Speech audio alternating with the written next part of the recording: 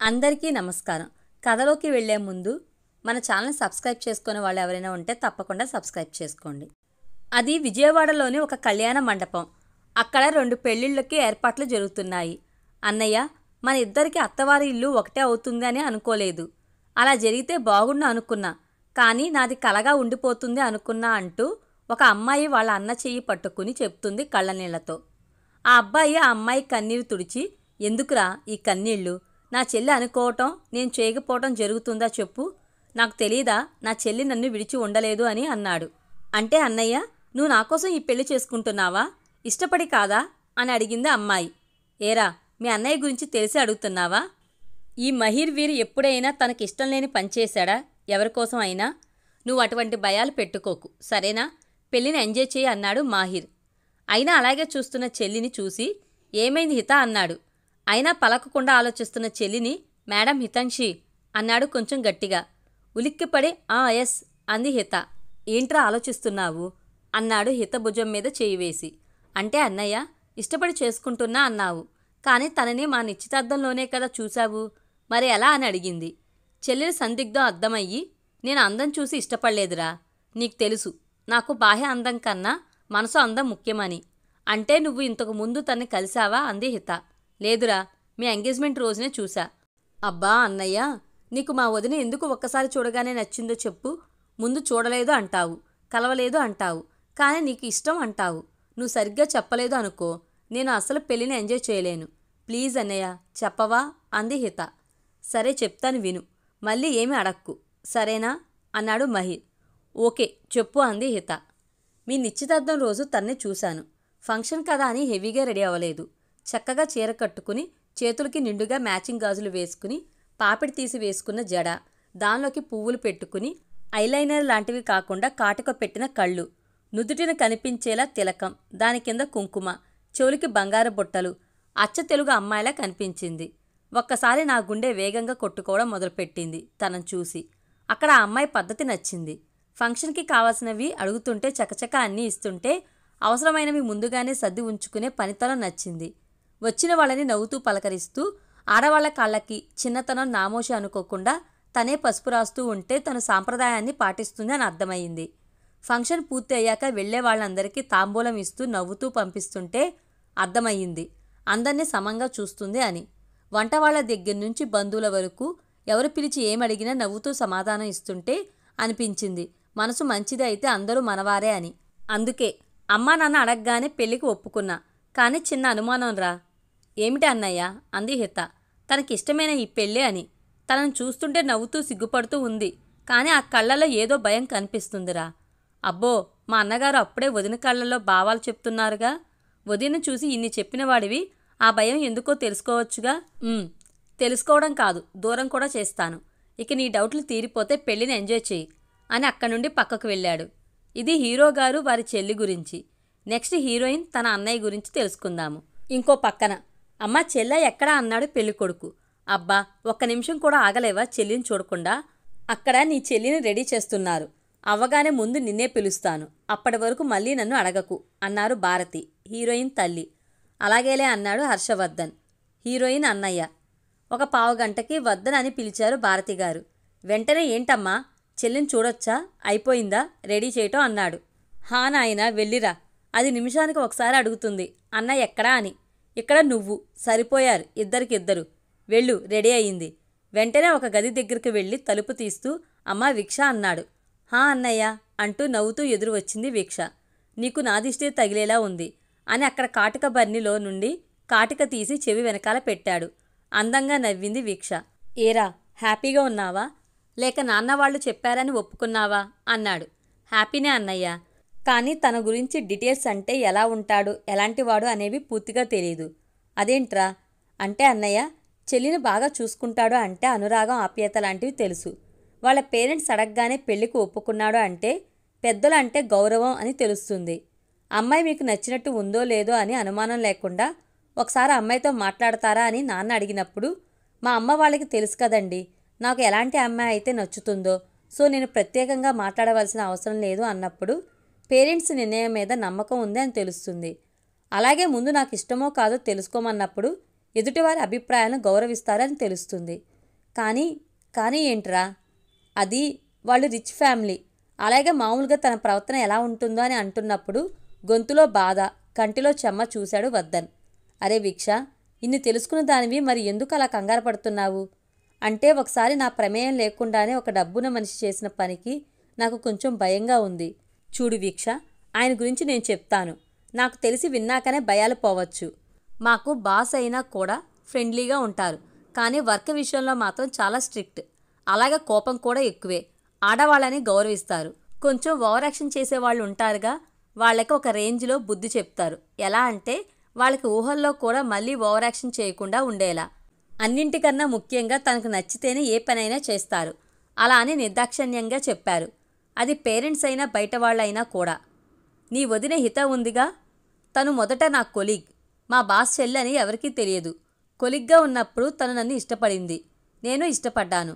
కానీ తర్వాత అంటే 1 సంవత్సరం తర్వాత తనని మాకు ఎండీగా పరిచయం చేసినప్పుడు నా ఇష్టాన్ని పక్కన పెట్టాను. అప్పుడు సార్ నా దగ్గరికి వచ్చి నీలాంటి వాడిని నా చెల్లికి ఇచ్చి చేయడానికి మాకు అభ్యంతరం లేదు అన్నారు. వెంటనే అది తను మీ చెల్లి అని ఈ కంపెనీ ఎండీ అని తెలియదు సార్, అందుకే ఇష్టపడ్డాను. కానీ అంటూ నేను చెప్పేలోపే మాకు కావాల్సింది సంస్కారం, మంచి మనసు, కానీ ఆస్తి అంతస్తు కాదు. నాన్న వాళ్ళు పద్ధతి ప్రకారం వచ్చి మిమ్మల్ని అడుగుతారు.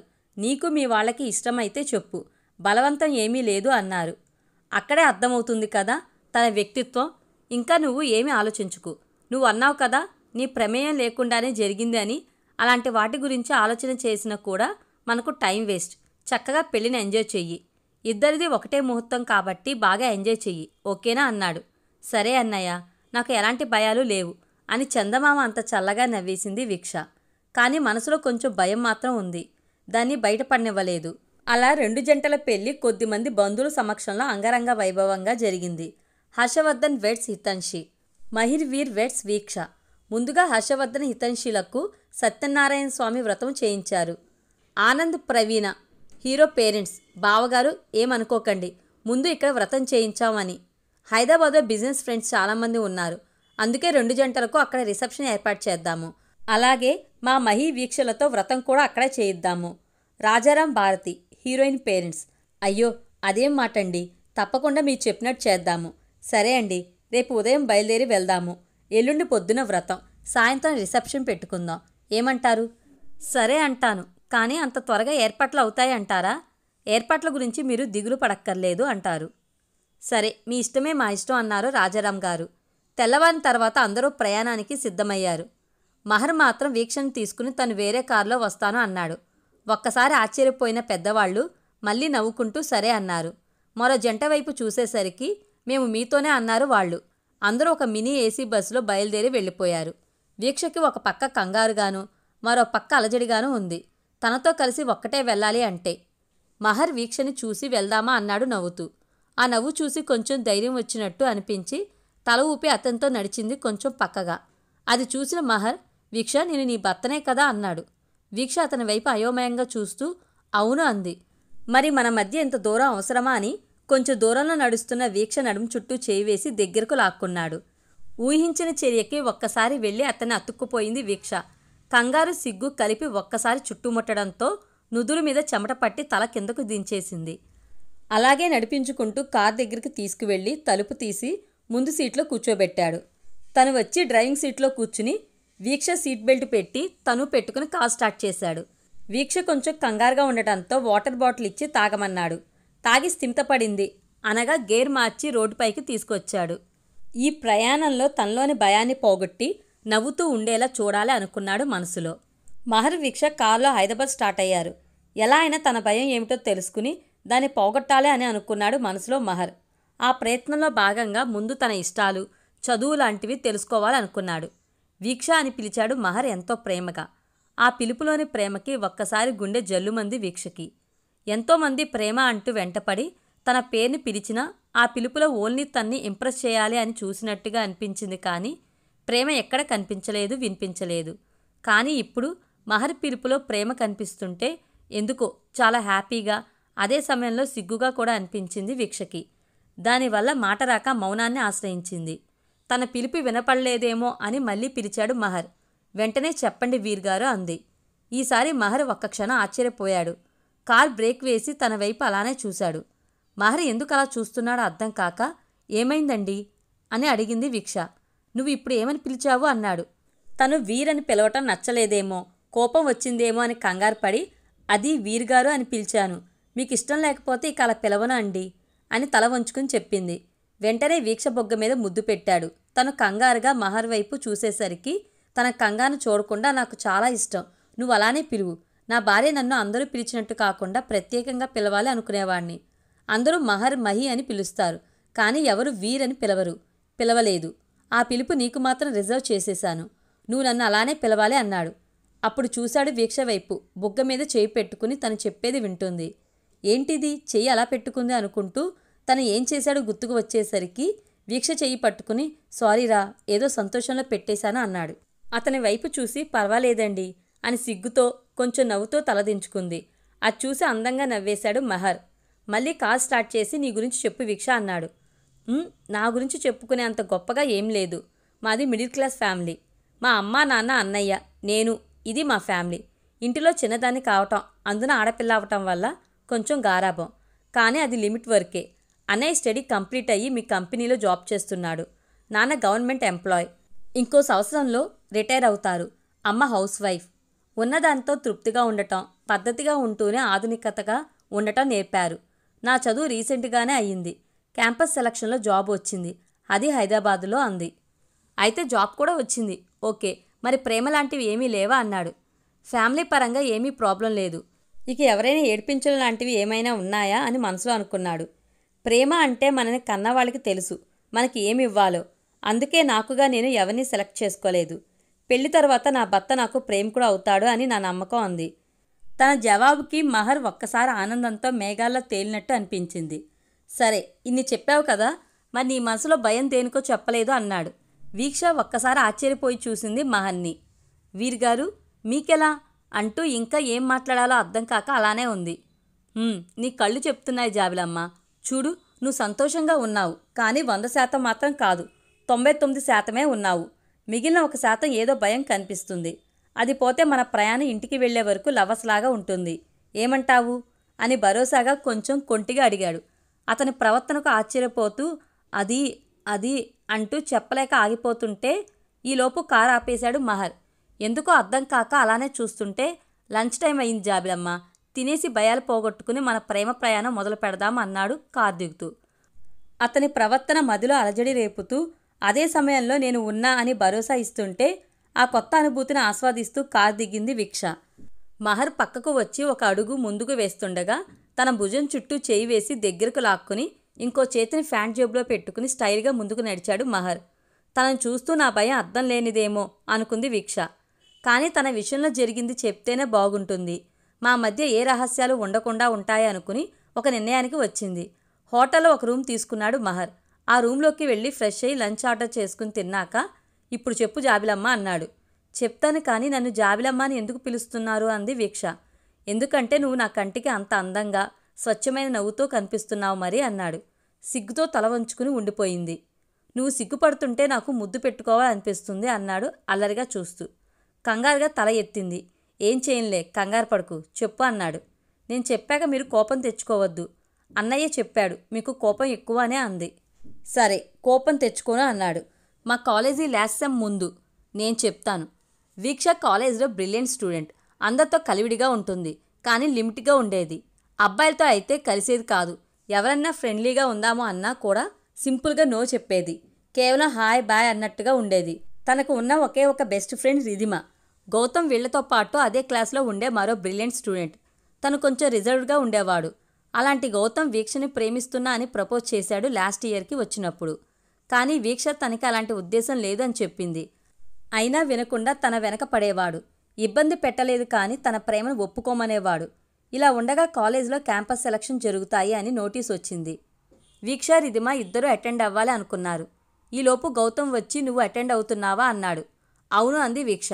వద్దు, నీకు జాబ్ చేయవలసిన అవసరం లేదు, నేను నిన్ను మహారాణిలా చూసుకుంటాను అన్నాడు. ఎన్నిసార్లు చెప్పినా తన తీరు మార్చుకోకపోయేసరికి కోపం వచ్చేసింది వీక్షకి. అసలు నీకు ఎన్నిసార్లు చెప్పినా వినిపించుకోవా?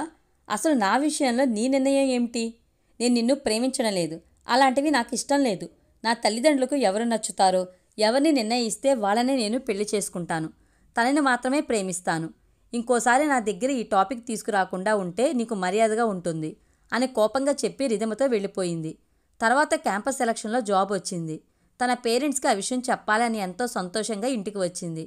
ఇంటికి వచ్చేసరికి హాల్లో సోఫాలో కూర్చుని ఉన్న గౌతమ్ కనిపించేసరికి ఆశ్చర్యపోయింది. ఎదురుగా తన పేరెంట్స్ కూర్చుని ఉన్నారు. ఏదో విషయం గురించి మాట్లాడుకున్నారు అని తెలుస్తుంది. వాళ్ళ నాన్న దగ్గరికి వెళ్ళి తనకు జాబ్ వచ్చిన విషయం చెప్పింది వీక్ష, గౌతమ్ని పట్టించుకోకుండా. వాళ్ళు చాలా హ్యాపీగా ఫీల్ అయ్యారు. రాజారాం గారు ఇతను తెలుసా అమ్మా అని గౌతమ్ని చూపించి అడిగారు వీక్షని. తెలుసు నాన్న, మా క్లాస్మేట్ అని చెప్పింది. ఆ సమాధానంతో అర్థమైంది వాళ్ళ పరిచయం గురించి. ఇక ఆయన డైరెక్ట్గా విషయం చెప్పారు. ఇతను నువ్వు ప్రేమించుకున్నారు అని నువ్వు చెప్తేనే మన ఇంటికి పెళ్లి గురించి మాట్లాడటానికి వచ్చానని చెప్తున్నాడు. నీ సమాధానం ఏంటి తల్లి అన్నారు. అక్కడ జరిగిన విషయం చూచాయిగా చెప్తూ కోపం వచ్చేసింది వీక్షకి. అవును నాన్న, కానీ చిన్న కరెక్షన్. మేము ప్రేమించుకోలేదు, అతను ప్రేమించాడు. నా భవిష్యత్తు నిర్ణయం నా తల్లిదండ్రులది అని నేను చెప్పాను అని గౌతమ్ వైపు తిరిగి అంతేగా గౌతమ్ గారు అంది. గౌతమ్ కొంచెం కంగారు పడి మళ్ళీ సర్దుకుని అదేంటి బేబీ అని ఇంకా ఏదో చెప్పబోతుంటే, ఇంకా ఆపై బాబు, నా కూతురు గురించి నాకు తెలుసు. నువ్వు చెప్పగానే నమ్మేసి మీ ఇద్దరికి పెళ్లి చేసేస్తానని అనుకున్నావా అని గట్టిగా అడిగారు రాజారాం గారు. వెంటనే గౌతమ్, సారీ అంకుల్, మీకు అబద్ధం చెప్పిన మాట నిజమే, కానీ నా ప్రేమ అబద్ధం కాదంకుల్ అన్నాడు. నీ ప్రేమ నిజం అయినప్పుడు నీ తల్లిదండ్రులను తీసుకుని పెళ్లి గురించి మాట్లాడటానికి వస్తే ఒక గౌరవంగా ఉండేది. కానీ ఇలా చేయటం వల్ల నిన్ను ఎలా నమ్మమంటావు చెప్పు అన్నారు. మీరు చెప్పింది నిజమే అంకుల్, మా పేరెంట్స్కి చెప్పాను, కానీ వాళ్ళు ఒప్పుకోలేదు. అందుకే నేను మాత్రమే వచ్చాను అన్నాడు. ఎందుకు ఒప్పుకోలేదు అన్నారు రాజారాం గారు. మేము రిచ్ ఫ్యామిలీ. మీకు హైదరాబాద్లో వర్మాస్ కంపెనీ తెలిసే ఉంటుంది, అది మాదే. మా పేరెంట్స్కి నేను ఒక్కడనే కొడుకుని. నాన్న తర్వాత ఆ కంపెనీ చూసుకునేది నేనే అని గొప్పగా చెప్పాడు. మిడిల్ క్లాస్ ఫ్యామిలీ అంటే మా వాళ్ళకి నచ్చలేదు, అందుకే వద్దన్నారు అని చెప్పాడు. మరి వాళ్ళు వద్దు అన్నప్పుడు నువ్వు ఇలా పెళ్లి చేయమని అడగటం ఏంటి బాబు అన్నారు భారతి గారు. నా ఇష్టానికి వాళ్ళు విలువ ఇవ్వనప్పుడు వాళ్ళ మాటకి నేను ఎందుకు విలువ ఇవ్వాలి అంటే అన్నాడు. రాజారాం భారతి గారు ఇద్దరు వీక్ష వైపు చూశారు. నేను మాట్లాడతాను నాన్న అంది. ఇప్పుడు తన ప్రపోజల్ ఖచ్చితంగా ఒప్పుకుంటుంది అనుకున్నాడు గౌతమ్. చూడు గౌతమ్, నీ ఆస్తి అంతస్తు చెప్తే నువ్వు చెప్పిన దానికి ఒప్పుకుంటాను అనుకున్నావు కదా, అది చాలా తప్పు. నేను ఇప్పుడు కూడా ఒప్పుకోను. ఇన్ఫ్యాక్ట్ మా వాళ్ళు అసలు ఒప్పుకోరు, కాదు ఒప్పుకోలేరు. ఏంటి ఏమన్నావు? నీ ఇష్టానికి విలువ ఇవ్వని వాళ్ళ మాటలు నువ్వు ఎందుకు విలువ ఇవ్వాలా? అలా అయితే నా ఇష్టానికి విలువ ఇవ్వని నీకు నేనెందుకు ఓకే చెప్పాలి? 20 ఏళ్ల పాటు అల్లారు ముద్దుగా పెంచుకున్న తల్లిదండ్రులకి విలువ ఇవ్వని నువ్వు 2 ఏళ్ల ప్రేమకి విలువ ఇస్తావని నేను అనుకోను. అయినా ఇక్కడ వరకు వచ్చి అబద్ధం చెప్పి మరీ నన్ను పెళ్లి చేసుకోవాలని ఎందుకు అనుకుంటున్నావో నాకు అర్థం కావడం లేదు అంది. ఓకే వీక్ష, నీది నా రేంజ్ కాదు అని తెలిసినా నీ వెంట ఎందుకు పడ్డానో తెలుసా? నీ అందం, తెలివి. మన కాలేజీలో నీలా పద్ధతిగా అందంగా ఉన్నవాళ్ళు లేరు.